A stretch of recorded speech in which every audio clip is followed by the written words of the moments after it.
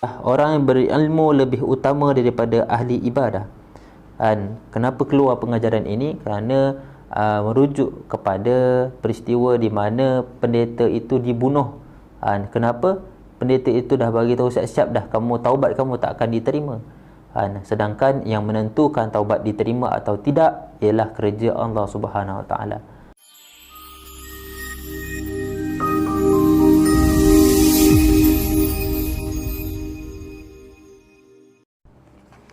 Bismillahirrahmanirrahim. Assalamualaikum warahmatullahi wabarakatuh. Alhamdulillah Rabbil alamin, wassalatu wassalamu ala asyrafil anbiya'i wal mursalin Sayyidina Muhammadin wa ala alihi wa sahbihi ajma'in. Alhamdulillah, syukur kehadirat Allah Subhanahu wa taala. Dengan limpah kurnianya Allah memberi keizinan, kekuatan kepada kita untuk kita bertemu kembali dalam channel Tanwiriyah. Selawat dan salam ke atas junjungan besar Nabi Muhammad sallallahu alaihi wasallam, di atas pengorbanan baginda bersama para sahabat. Alhamdulillah, iman Islam sampai kepada kita pada hari ini. InsyaAllah hari ini kita akan mendengar sedikit berkenaan tentang kisah, dan berkenaan tentang kisah yang mana kisah ini tercatat dalam hadis riwayat Bukhari dan Muslim. Maksudnya daripada Abu Sa'id Al-Khudri radhiyallahu anhu, Nabi Muhammad sallallahu alaihi wasallam bersabda bahawa pada zaman dahulu ada seorang lelaki yang telah membunuh manusia sehingga mencapai 99 orang. Pada zaman dahulu ada seorang lelaki yang telah membunuh manusia sehingga capai bilangannya 99 orang. Pada suatu hari dia ingin bertaubat, lalu mencari orang-orang yang berilmu, orang-orang yang berpengetahuan, alim ulama di negeri itu yang dapat memberikan bimbingan kepadanya. Dia telah dibawa kepada seorang pendeta. Pada zaman dahulu belum ada lagi istilah ulama, maka ada pendeta. Pendeta ni merujuk kepada orang yang mempunyai pengetahuan dalam agama, sama ada agama Yahudi ataupun agama Nasrani.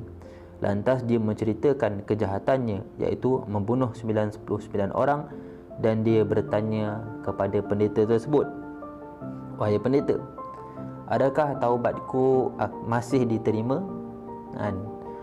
Kemudian apakah jawapan pendeta tersebut? Pendeta itu mengatakan, "Tidak, taubatmu tidak akan diterima." Apa yang berlaku? Mendengar jawapan pendeta itu, maka lelaki itu tadi membunuh sang pendeta tadi. Bunuh terus. Dan maka genaplah bilangannya menjadi 100 orang yang telah dibunuhnya. Daripada 99 dia bunuh pendeta, campur pendeta jadi 100 orang. Dia pun terus mencari-cari lagi orang yang paling alim yang lain di negeri itu untuk meminta nasihat. Maka dia pun dibawa kepada seorang yang paling alim, dan dia menceritakan bahawa ia telah membunuh 100 orang. Maka apakah masih diterima taubatnya? Soalan yang sama dia jumpa seorang orang alim tadi.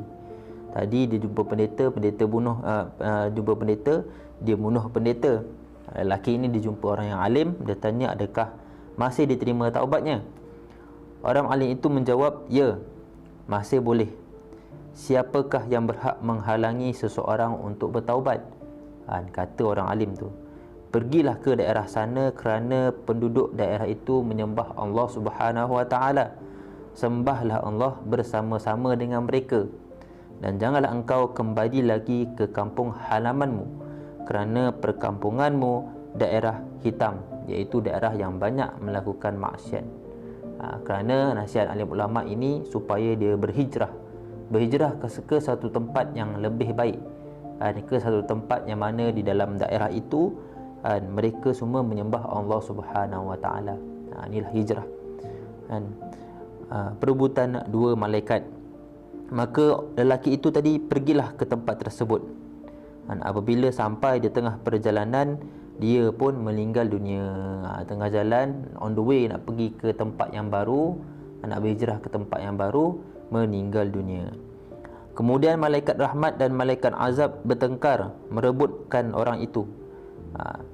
Di dalam apa yang dicatat dekat dalam hadis riwayat Al-Bukhari dan Muslim, malaikat rahmat membela dia.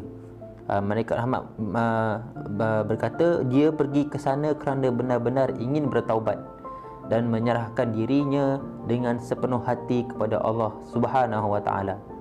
Ni malaikat rahmat. Dia backup lah, bagi tahu bahawa lelaki yang telah membunuh 100 orang tadi telah benar-benar bertaubat. Sedangkan malaikat azab berhujah dengan katanya, sesungguhnya dia belum pernah berbuat kebaikan walaupun sedikit. Ialah dia belum pernah buat kebaikan walaupun sedikit.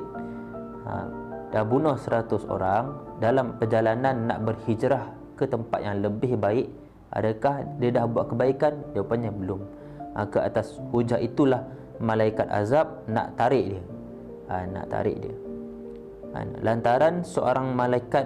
Lantaran malaikat yang lain diutuskan oleh Allah Subhanahu wa taala, dan kedua-dua malaikat itu sepakat untuk menjadikan malaikat yang diutuskan tadi sebagai hakim, iaitu untuk menentukan sama ada orang lelaki yang dah membunuh 100 orang tadi nak ditarik oleh malaikat rahmat ataupun malaikat azab.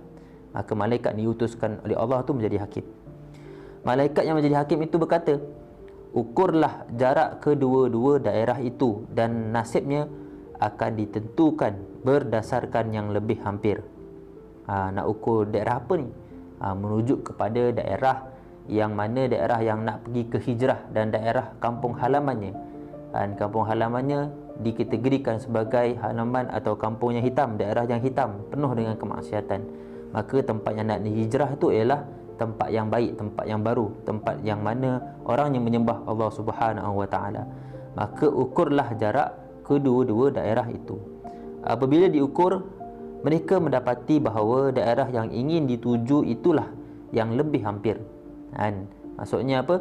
Tempat meninggalnya lelaki yang dah bunuh 100 orang tu tadi, tempatnya lebih hampir dengan daerah yang nak dituju, yang nak dihijrahkan. Maksudnya tempat daerah yang baiklah, orang yang menyembah Allah Ta'ala dekat. Dengan demikian dia diterima oleh malaikat rahmat. Subhanallah.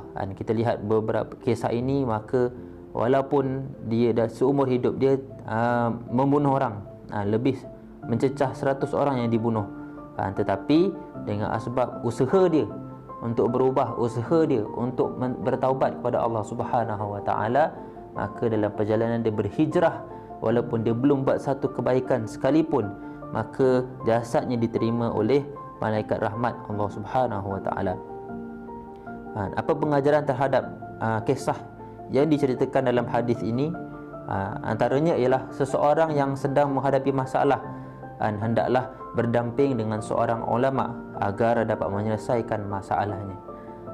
Kita dapati bahawa kita lihat zaman sekarang ini zaman yang terlampau canggih, zaman yang sangat mencabar. Permasalahan hidup kita ni macam-macam masalah. Masalah dengan kehidupan, masalah kerja, macam-macam masalah. Akan tetapi bagaimana kita nak menyelesaikan masalah tersebut adalah menjadi satu perbincangan utama. Dengan siapa kita nak selesaikan dengan masalah. Maka sebagai pengajaran daripada kisah ini, kita kena banyakkanlah berdamping dengan para alim ulama. Mungkin para alim ulama mempunyai tips-tips ataupun jawapan-jawapan yang mungkin akan menyenangkan hati kita. Kerana ulama ini ialah orang yang rapat dengan Allah Subhanahu wa taala. Maka orang yang rapat dengan Allah Subhanahu wa taala, kita boleh minta kepadanya untuk mendoakan agar kehidupan kita lebih baik, insya-Allah. Seterusnya, antara pengajaran yang lain ialah orang yang berilmu lebih utama daripada ahli ibadah. Kenapa keluar pengajaran ini? Kerana merujuk kepada peristiwa di mana pendeta itu dibunuh. Kenapa?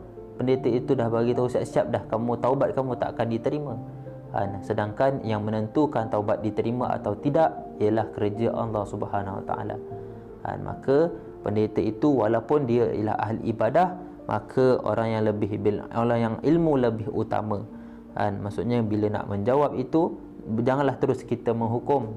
Kerja-kerja menghukum ni bukan kerja kita, kerja Allah Ta'ala. Apa yang kita boleh buat ialah kita menasihatkan orang ke arah kebaikan.